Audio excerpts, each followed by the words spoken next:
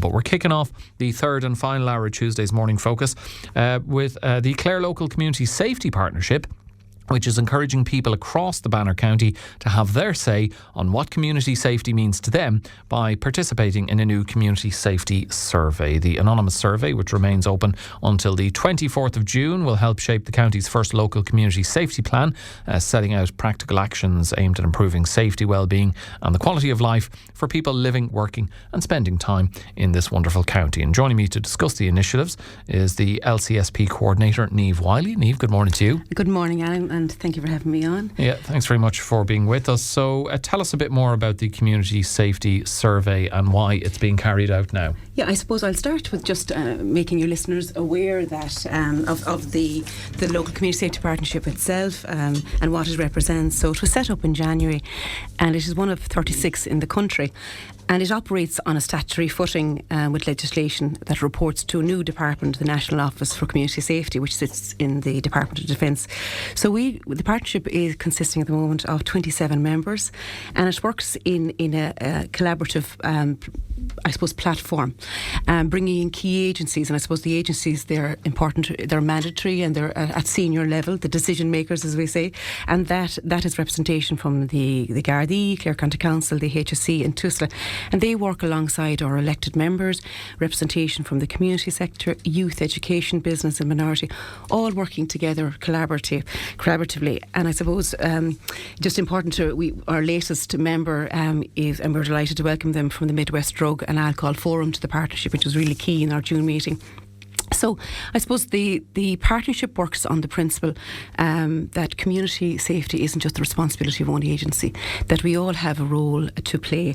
And I suppose the partnership, it's about that whole area around community engagement, listening to the local concerns and bringing services together and agencies together to kind of have that practical solutions. And, you know, it's a bottom-up approach, and it's an early intervention approach also, you know, around our work.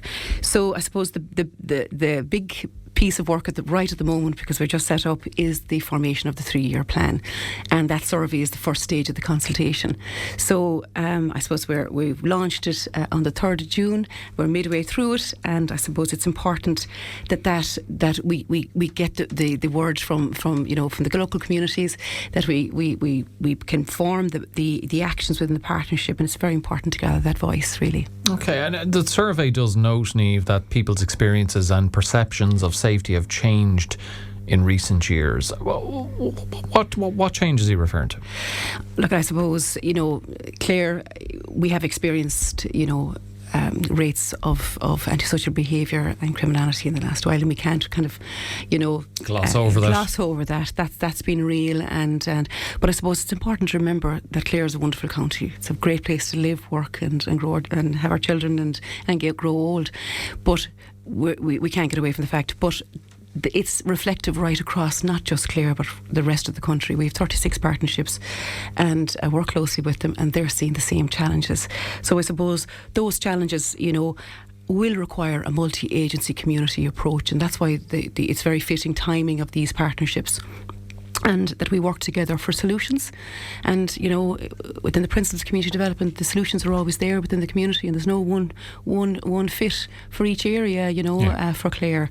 And I suppose it's just getting together now. It's finding out what the challenges are and having a plan that's very reflective and real, that we can go forward for the next 3 years. And I guess, you've highlighted some of the issues that have impacted how safe people are feeling in recent years, and like, for example, antisocial behaviour, which is something we've touched on quite a bit in various areas around the county on Morning Focus. But maybe, Niamh, the survey can be beneficial as well in highlighting issues that mightn't be grabbing the headlines, issues that are impacting safety that may not currently be receiving enough attention. Yeah, absolutely. I mean, the survey will cover, your living where you live in terms of out walking and safety around walking and exercising and all that. It's not just about the crime and antisocial behaviour. I suppose it's looking at safety from our older perspective, or what are we doing in our community to look after our people, and I suppose it challenges that, and it looks for solutions. So it's not all about crime and antisocial behaviour. It's about how we're living and working together and building those resilient communities. So the survey is open until the 24th of June. It is anonymous.